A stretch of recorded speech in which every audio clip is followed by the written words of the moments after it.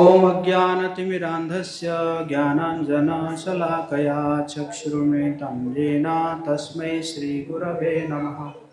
श्रीचैतन्यमनोभीष्टं स्थापितं येन भूतले स्वयं रूप कदा मह्यं ददाति स्वपदान्तिकं। वन्देऽहं श्रीगुरो श्रीयुतपदकमलं श्रीगुरून् वैष्णवांश्च श्रीरूपं साग्रजातं सहगण रघुनाथान्वितं तं सजीवं साद्वैतं सावधूतं परिजनसहितं कृष्णचैतन्यदेवं श्रीराधाकृष्णपादान् सहगण ललिता श्रीविशाखान्वितांश्च। मेरे पीछे दोहराएंगे। हे कृष्ण करुणा सिंधु दीनबंधु जगतपते गोपेश गोपिका कांत राधा कांत नमस्तुते। तप्त कांचन गौरांगी राधे वृंदावनेश्वरी वृषभानुसुते देवी प्रणमामि हरिप्रिये। वाञ्छाकल्पतरुभ्यश्च कृपा सिन्धुभ्य एव च पतितानां पावनेभ्यो वैष्णवेभ्यो नमो नमः। जय श्री कृष्ण चैतन्य प्रभु नित्यानंद श्री अद्वैत गदाधर श्रीवासादि गौर भक्त वृंद। दोनों हाथ को ऊपर करके हरे कृष्णा कृष्ण कृष्ण हरे हरे हरे राम राम राम हरे हरे। नमो ओम विष्णुपादाय कृष्ण पृष्ठाय भूतले श्रीमते भक्ति वेदांत स्वामिन् इति नामिने। नमस्ते सरस्वती देवे गौरवाणी प्रचारिणे निर्विशेष शून्यवादी पाश्चात्य देशतारिणे।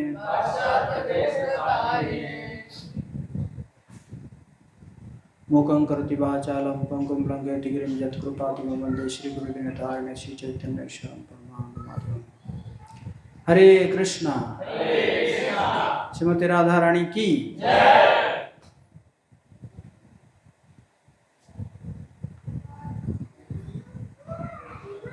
श्रीमती राधा रानी का जो तत्व ऐसा है कि श्रीमती राधा रानी और भगवान कृष्ण में कोई अंतर नहीं है। भगवान पूर्ण शक्तिमान है और श्रीमती राधा रानी जो है पूर्ण शक्ति है।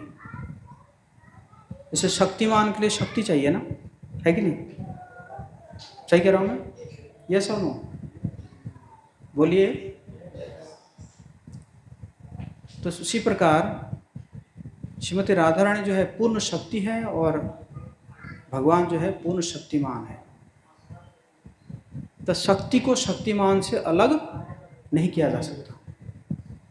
जिस प्रकार अगर कहीं पे आग जल रहा है और आप कहेंगे नहीं मुझे ठंडा चाहिए, मतलब आग भी चाहिए और ठंडा चाहिए, ऐसा हो सकता है? नहीं ना। तो आग के साथ जो उष्णता है वो रहेगा ही, है ना, बाय डिफ़ॉल्ट है। मतलब आग से उष्णता को दूर नहीं किया जा सकता, है कि नहीं? तो उसी प्रकार जो है भगवान कृष्ण और राधा रानी जो है वो एक ही है, एक ही स्वरूप है ना। कई बार राधा रानी कहती है कृष्ण जो है मेरा पुरुष रूप है। क्या? कृष्ण जो है मेरा पुरुष रूप है। और श्रीमती राधा रानी जो है वो प्रकट हुई थी पूर्ण रूप से भगवान को आनंद देने के लिए। राधा रानी का शरीर का एक एक कोना जो है बना हुआ है उस भगवान कृष्ण को आनंद देने के लिए। और भगवान कृष्ण क्योंकि असीम है, उनको असीम आनंद चाहिए, इसलिए श्रीमती राधा रानी भी क्या करती है, अपने आप को विस्तार करती है करोड़ों गोपी के वेश में, करोड़ों गोपी के रूप में वो विस्तार करती है। तो श्रीमती राधा रानी का जो चरित्र है वो बड़े बड़े संत जो है उसको गान करते हैं। बड़े बड़े संत जैसे जो है 4 कुमार है जो कि आजन्म ब्रह्मचारी है, 5 साल के उम्र से वो बढ़े ही नहीं।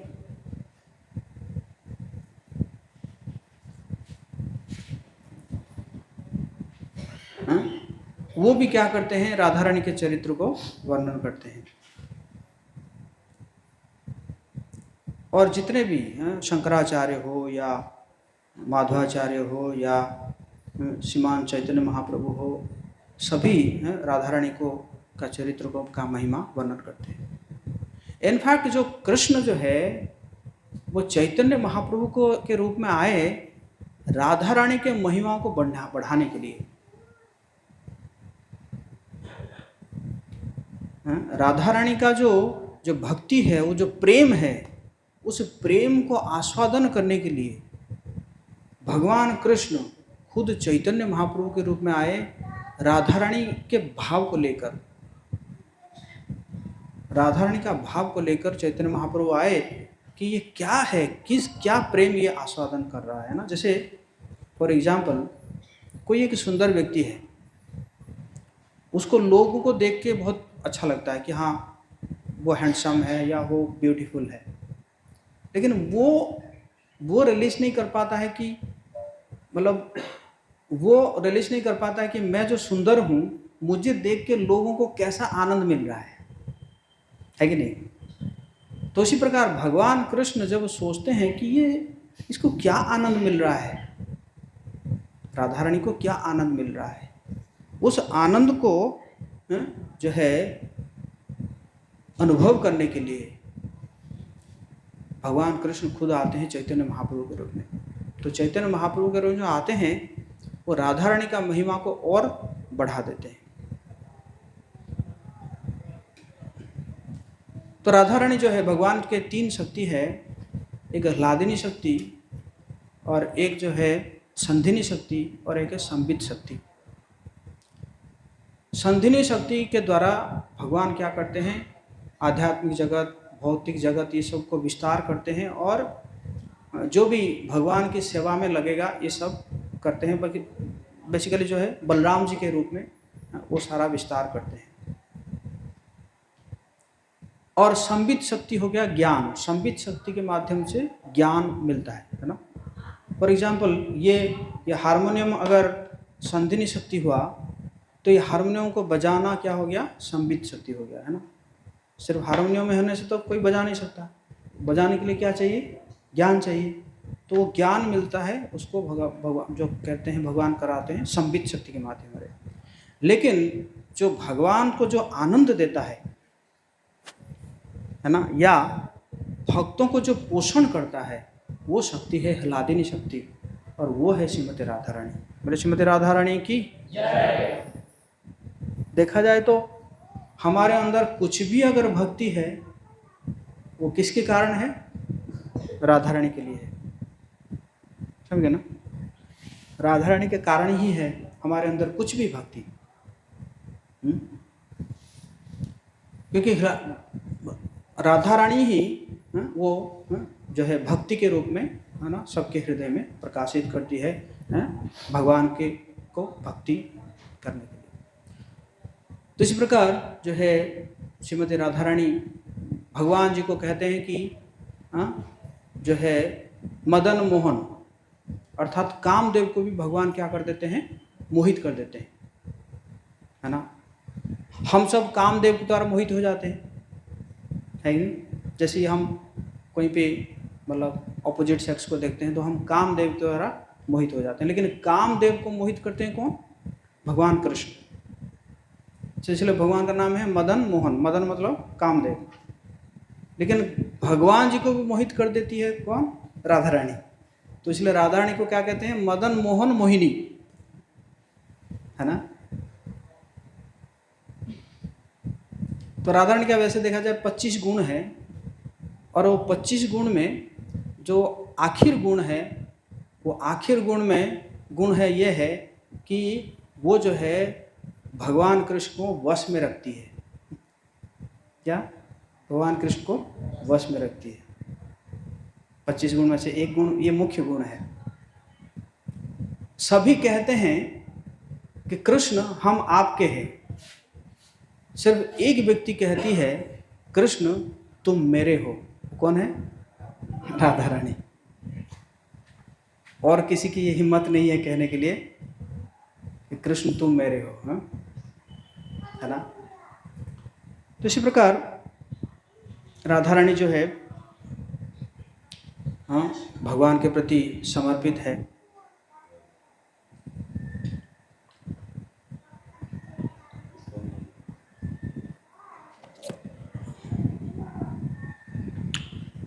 तो एक बार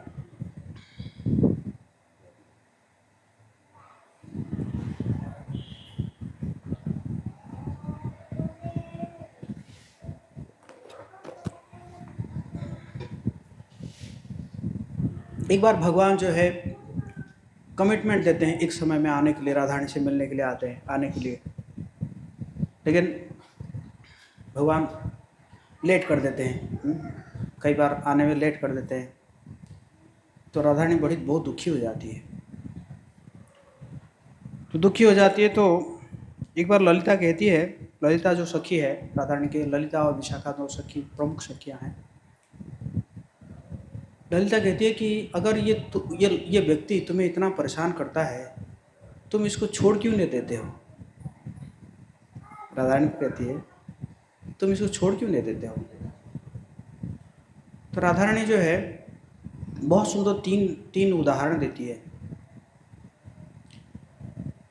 एक उदाहरण देती है, एक पक्षी होता है चातक पक्षी, जानते हैं आप लोग चातक पक्षी?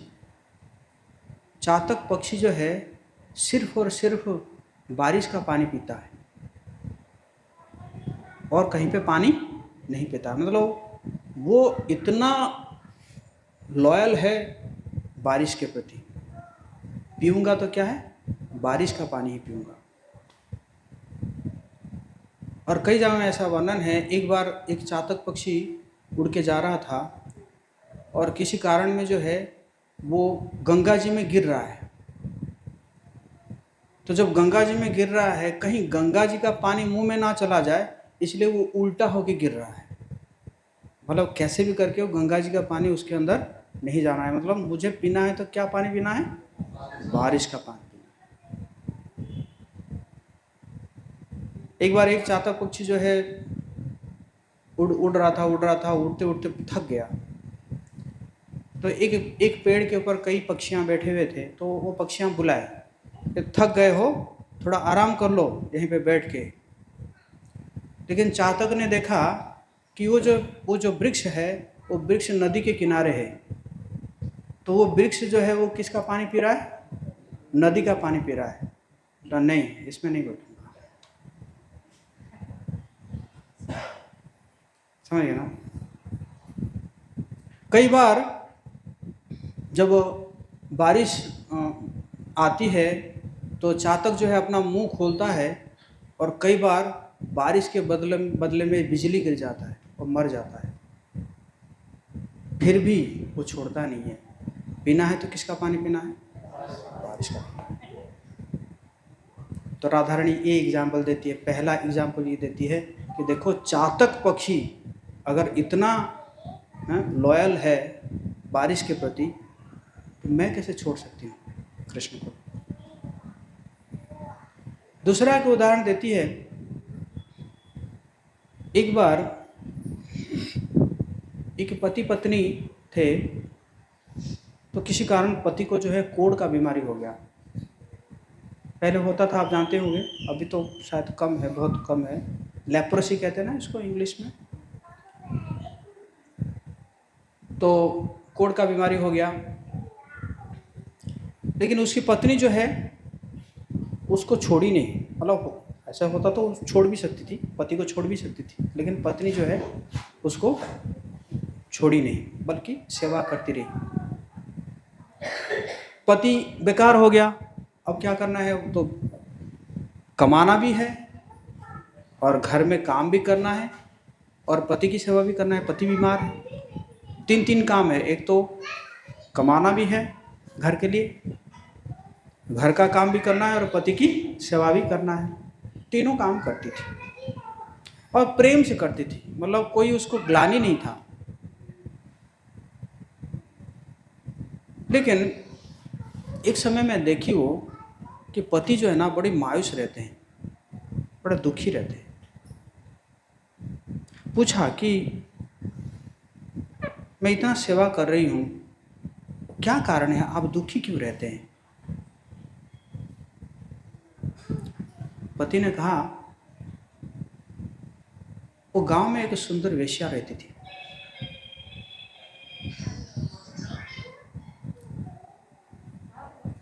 और मोबाइल बंद कर दीजिए।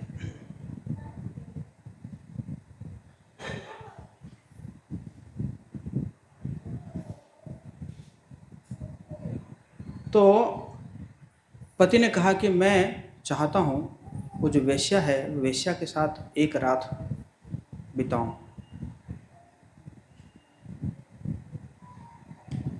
पत्नी ने सुनी,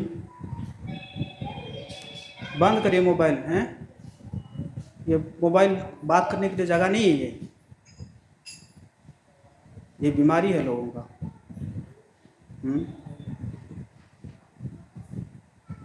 तो क्या हुआ कि पत्नी ने सुना, बोले ठीक ठीक है, मैं प्रयास करूंगी। पति ने कहा। तो पत्नी क्या की, जाके वो वेश्या के पास पहुंची और वेश्या के पास पहुंच के उसकी सेवा करने लगी। मतलब ऐसे ही, मतलब कुछ नहीं, ऐसे ही सेवा करने लगी। मतलब कभी उसका बर्तन मांज देती थी, घर क्लीन कर देती, ऐसे करती थी। कुछ दिन के बाद वेश्या ने पूछा कि तुम्हें कुछ चाहिए तो बोलो, मैं दे दूंगी तुम्हें। नहीं नहीं, मुझे कुछ नहीं चाहिए, ऐसे सेवा करती थी। नहीं नहीं, तुम कुछ तो बोलो, मतलब तुम जो मांगोगे मैं देने के लिए तैयार हूँ। तो उसने कहा कि ऐसा है, मेरा पति जो है, पति को कोढ़ का बीमारी है, लेकिन वो चाहता है कि आपके साथ संग करने के लिए।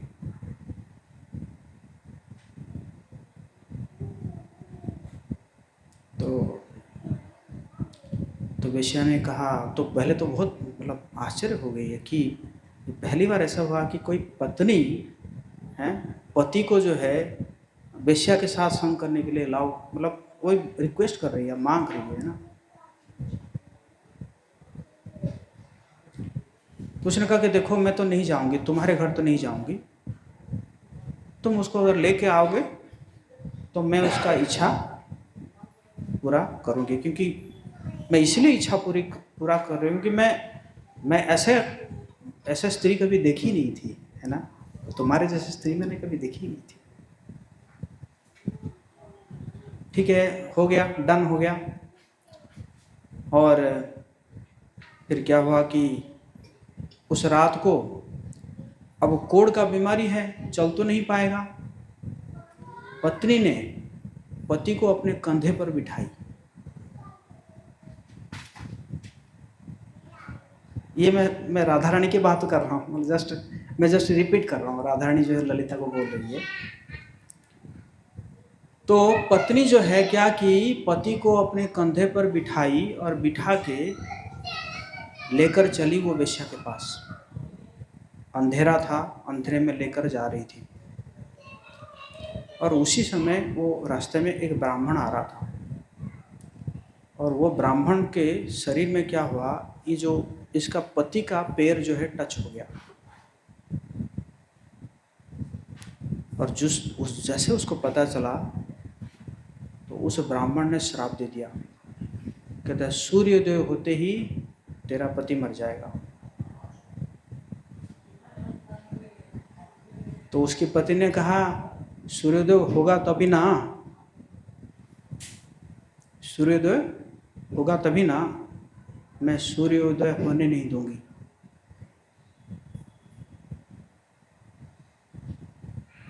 ये था उस समय पतिव्रता की शक्ति। ऐसे ही हुआ, सूर्योदय हुआ ही नहीं, सूर्योदय हुआ ही नहीं। सारी देवता परेशान है, अरे सूर्योदय नहीं हो रहा है, क्या करे। एक तो ब्राह्मण ने भी दिया है श्राप दिया है, और ये भी पतिव्रता है, किसको रखे।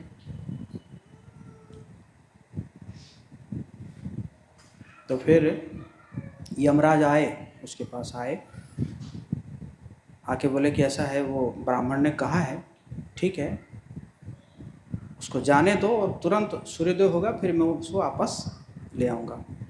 तो ऐसे ही हुआ, तो वो मान गई, तो वो मरा और सूर्योदय हुआ, फिर यमराज जी उसको वापस कर दिया। तो ये एग्जाम्पल भी देती है कि श्रीमती राधा ने देती कि देखो वो पत्नी जो है कितनी लॉयल थी अपने पति के प्रति, और कहती मैं कैसे छोड़ सकती हूँ। फिर श्रीमती राधा रानी जो है उदाहरण देती है लक्ष्मी जी का, कहती कि देखो लक्ष्मी जी को हालांकि लक्ष्मी जी को भी नारायण चुंबन देते रहते हैं। कभी कभी ऐसे कहा जाता है कि कभी कभी लक्ष्मी जी जब दर्पण में अपने मुख को देखती है तो वो सोचती है कि यही मुख है जिसको जो है जिसको नारायण चुनते हैं। लेकिन कभी भी आपने नहीं देखा होगा जैसे भगवान नारायण के साथ लक्ष्मी जी का कोई क्या फोटो बोलते हैं उसको, सेल्फी कभी नहीं देखे होंगे। देखे होंगे तो किस में देखे होंगे, हमेशा चरण सेवा करते हुए। तो लक्ष्मी जी को सिर्फ एक ही सेवा अच्छा लगता है, क्या है, भगवान के चरणों की सेवा। और कहा जाता है कि वो भगवान के चरणों की सेवा करते करते ही वो चीर कुमारी रह गई। कभी सुने हैं लक्ष्मी जी का कोई पुत्र हुआ है, पुत्री हुआ है, कोई सुने हैं? नहीं ना। कहते हैं कि वो चरण सेवा करते करते करते करते क्या हो गई, चीर कुमारी हो गई। तो इसको भी श्रीमती राधा रानी इस प्रकार के उदाहरण भी देती है, जो है कहती है कि जो लक्ष्मी जो है वो हमारे आइडियल है, और इसी प्रकार मैं भी जो है श्याम सुंदर के चरणों की सेवा करना चाहती हूँ। तो इसी प्रकार हम देखते हैं कि राधा रानी जो है बहुत ही क्या कहते हैं, गुह्य चरित्र है राधा रानी का। लोग बहुत चीप ले लेते हैं ना, बहुत चीप ले लेते हैं, बट राधा रानी है एक्चुअली। राधा रानी को समझने के लिए कृष्ण को समझना जरूरी है। आप पहले कृष्ण को समझिए फिर जाकर राधा रानी को समझ सकते हैं, है ना। तो इसी प्रकार जो है राधा रानी है ना का बहुत ही गुह्य चरित्र है। भगवान कृष्ण के प्रति वो पूर्ण रूपेण समर्पित है। और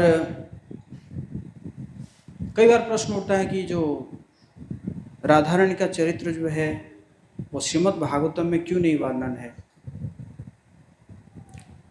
तो श्रीमद् भागवतम जो है वो कौन कह रहे थे, सुखदेव गोस्वामी परीक्षित महाराज जी को सुना रहे थे। और परीक्षित महाराज जी के कितना दिन का समय था, 7 दिन का समय था, क्योंकि 7 दिन के बाद तक्षक सर्प के द्वारा उनको दंशन होना था। और सुखदेव गोस्वामी तो है वो थे राधा रानी के तोता। और अगर सुखदेव गोस्वामी अगर राधा रानी का नाम ले लेते तो वो भाव में चले जाते, हो सकता है कि कई दिनों तक वो मूर्छित हो जाते, है ना। पता ना कि मतलब अभी भी देखा जाए, मतलब वैसे भौतिक संसार में अगर देखा जाए, कोई व्यक्ति चला जाता है, हालांकि ज़्यादा दिन तक नहीं रहता है, फिर भी कुछ दिन तक जो है लोग क्या करते हैं, उसके बारे में बोलते ही बंद हो जाते हैं, है ना, जो है कंठ अवरोध हो जाता है, बोल ही नहीं पाते, है ना। और उनके बारे में क्या कहा जाए, जो राधा रानी का तोता है ना, और वो तो वो नाम लेते ही जो है वो हो जाते हैं, मूर्छित हो जाते। अब परीक्षित महाराज जी का 7 दिन निकल जाता उसी में, है कि नहीं।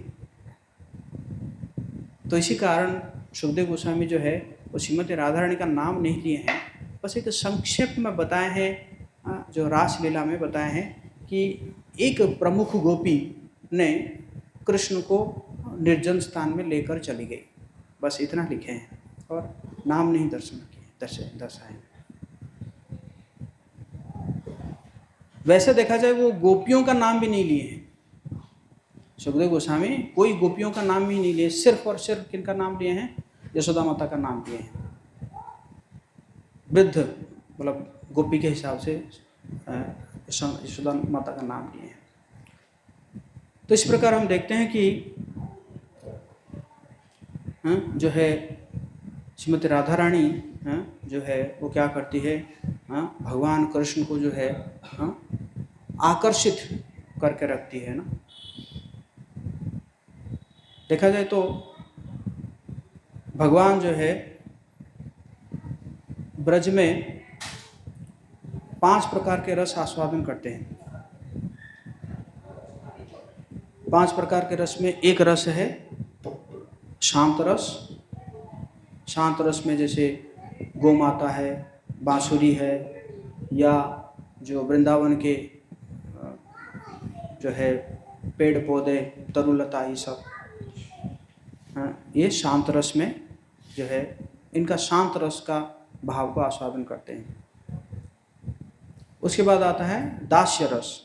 दास्य रस मतलब जो नंद बाबा के घर में जो भी सेवक थे वो दास्य भाव से सेवा करते थे भगवान जी को। और उसके बाद आता है सख्य रस। सख्य रस भगवान के जो सखाएं, वो सखाओं के साथ भगवान जो है सख्य रस का आस्वादन करते थे। कई बार भगवान जी को रिजेक्ट कर देते थे, है ना। जैसे कोई खेल है, वो खेल में जो है वो आपको घोड़ा बनना पड़ेगा, आपको घोड़ा बनना पड़ेगा और आपके ऊपर व्यक्ति बैठेगा, तो भगवान कई बार मना कर देते, अरे मैं राजा का बेटा हूँ, मैं नहीं खेलूँ, मैं नहीं बनूँगा घोड़ा। तो बोलते नहीं बनना तो निकलो, यहाँ पे कोई राजा वाजा कुछ नहीं है निकलो। तो भगवान जो है लिटरली रोने लगते थे, अलग कर देते थे खेल में। तो ये क्या है, सख्य रस। सख्य रस का भगवान आस्वादन करते थे। ऐसे कहते हैं कि जब सारे गोप बालक गए हुए थे मथुरा में रंगभूमि में, और वहाँ क्या हुआ कि भगवान ने सबके सामने कंस को मार दिए। सबके सामने जब कंस को मार दिए तो जो श्रीदामा है उसको डाउट हुआ, बेटा ये कैसे कंस को मार सकता है, इसको तो मैं कई बार मैं पटका दिया हूँ, ये कैसे मारा कंस को। कंस तो बड़ा शक्तिशाली था, मुझे लगता है कंस के रूप में ये कृष्ण के रूप में और कोई आ गया है। श्रीदामा को ऐसा लगा, तो श्रीदामा तुरंत आ गया उस जो वो प्लेटफॉर्म में, जिस प्लेटफॉर्म में कंस मरा पड़ा है ना, चाणों और मुष्टिक सब मरे पड़े हैं, कुबलिया पेड़ हाथी मरा पड़ा है। श्रीदामा आके कहा तुम कृष्ण हो। भगवान ने कहा हाँ, नहीं हो नहीं सकता, तो आओ लड़ते हैं। लड़ाई हुआ, और लड़ाई में जो है श्रीदामा ने क्या किया, कृष्ण भगवान को पटक दिया, हाँ, पटक दिया, सबके सामने पटक दिया। तब कहा हाँ यस, अब मैं मान रहा हूँ ये कौन है ये कृष्ण है। सुना? तो ये क्या है? सख्य रस है। सख्य रस भगवान आस्वादन करते हैं उनके साथ। और उसी प्रकार क्या है? वात्सल्य रस। तो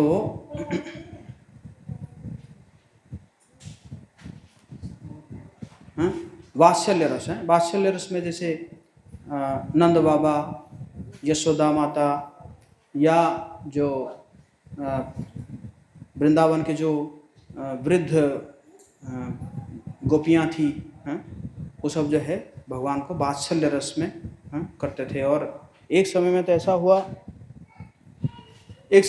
हुआ कि सभी वृंदावन में जितने जो है मतलब स्त्रियां हैं, मतलब बड़े स्त्रियां जिनके बच्चे थे, मैं कह रहा हूँ, जो जिनके बच्चे जो है भगवान के साथ जाते थे, बछड़े चराने जाते थे, उनके मन में ऐसा हुआ कि कृष्ण अगर हमारे स्तनपान करते तो कैसा होता। मतलब ऐसा मन में इच्छा आया उनके मन में।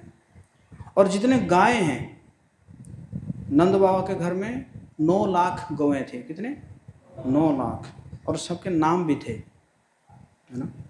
वैसे देखा जाए ये जो नंद, उपनंद, वृषभानु, ये सब गौएं के द्वारा उपाधि दिया जाता है ना। जैसे जिसके घर में 9 लाख गौएं हैं उनको नंद कहा जाता है, और जिसके घर में 10 लाख गौएं हैं उनको वृषभानु कहा जाता है, जिसके घर में 5 लाख गौएं हैं उनको उपनंद कहा जाता है। तो ये सब क्या था? ये सब गौएं के हिसाब से डेजिग्नेशन मिलता था, है कि नहीं। तो ये जो जितने गाय हैं वृंदावन के, मतलब देखो सिर्फ नंद बाबा के घर में तो 9 लाख गाय हैं, और भी कई लोगों का कितना गौ होंगे। ये इनका सब भी मन में था कृष्ण जो है हमारे स्तन से दूध पिए। और इसी कारण क्या हुआ? ब्रह्म विमोहन लीला हुआ, जो ब्रह्मा जी ने क्या किए, भगवान के जो सखाओं को भी चोरी कर लिए, गोप बालकों को, और भगवान जो जितने भी गोप बालक, जितने भी बछड़े चरा रहे थे, उनको भी चोरी कर लिए। चोरी करके रखे भगवान जी को परीक्षा करने के लिए, है ना, क्योंकि वो मोहित हो गए कि ये क्या चल रहा है, भगवान क्या कर रहे हैं कि देखो जो है बस ये हाथ में दही चावल ऐसे मिला के खा लेते हैं, है ना।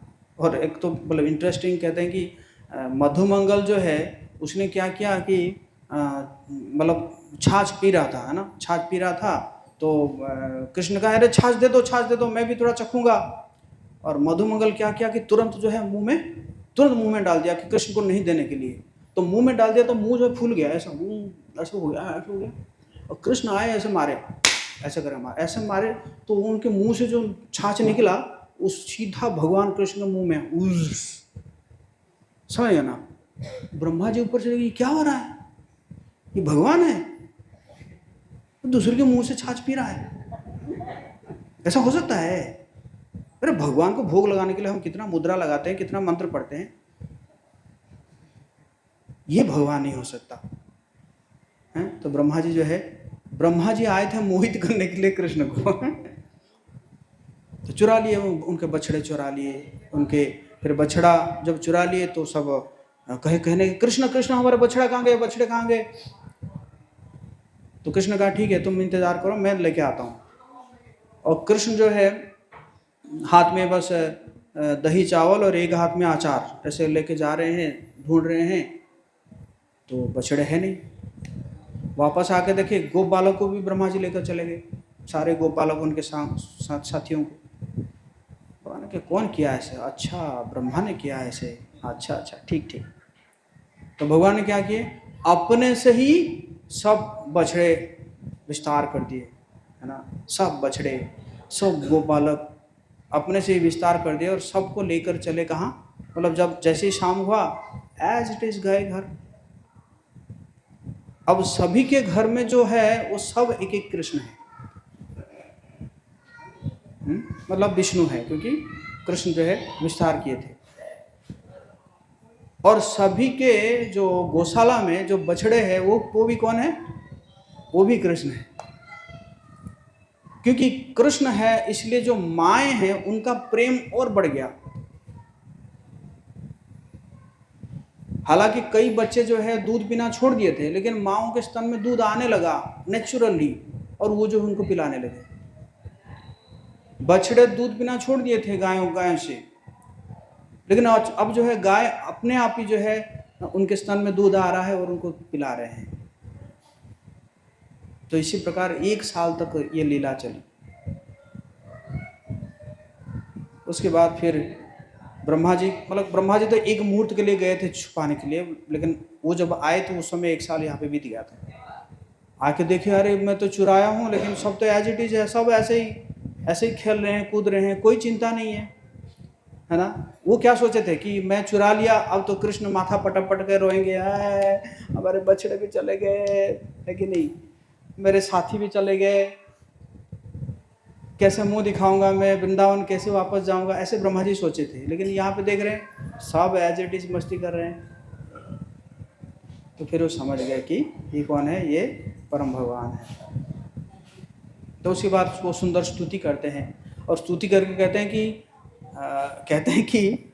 हैं कि इस अवतार में आपने बहुत दूध पिया है और कोई अवतार में इतना दूध नहीं पिया है कि नहीं। जो भी है, तो मैं कह रहा था ये क्या है, ये वात्सल्य रस है, और इसके ऊपर होता है माधुर्य रस। माधुर्य रस जो है, जो कि भगवान जो है यंग गोपियों के साथ करते हैं। और माधुर्य में भी 2 टाइप का माधुर्य है, एक स्वकीय, एक परकीय। स्वकीय मतलब क्या है, जो भगवान के जो है रानियां हैं, 16,108 रानियां हैं, उनके साथ स्वकीय रस है। और परकीय रस मतलब और किसी का है और हम उसको जो है हम उसको चुरा रहे हैं ना, तो इसको परकीय रस बोलते हैं। तो उस रस को आस्वादन करने के लिए भगवान आए थे ब्रज में। तो इसी प्रकार हम देखते हैं कि, और परकीय रस में भी सबसे जो हाईएस्ट रस जो है वो देती है श्रीमती राधारानी, भगवान जी को देती है। तो इस प्रकार श्रीमती राधारानी का महिमा है। तो हमें प्रार्थना करना है श्रीमती राधारानी से हमारी भक्ति को पोषण करे, भगवान कृष्ण के प्रति हमारी जो है समर्पण भाव बढ़े, और जैसे उनके हृदय में भगवान साक्षात, भगवान जी का चरण जो है, कृष्ण का चरण जो है वो साक्षात रूप से विराजमान होता है श्रीमती राधारानी के हृदय में। तो उसी प्रकार हमारे हृदय में भी भगवान का चरण प्रस्फुटित हो, हमारे मन में प्रस्फुटित हो। हरे कृष्णा कृष्ण कृष्णा हरे हरे, हरे राम राम राम हरे हरे। श्रीमती राधा रानी की, राधाष्टमी महामहोत्सव की।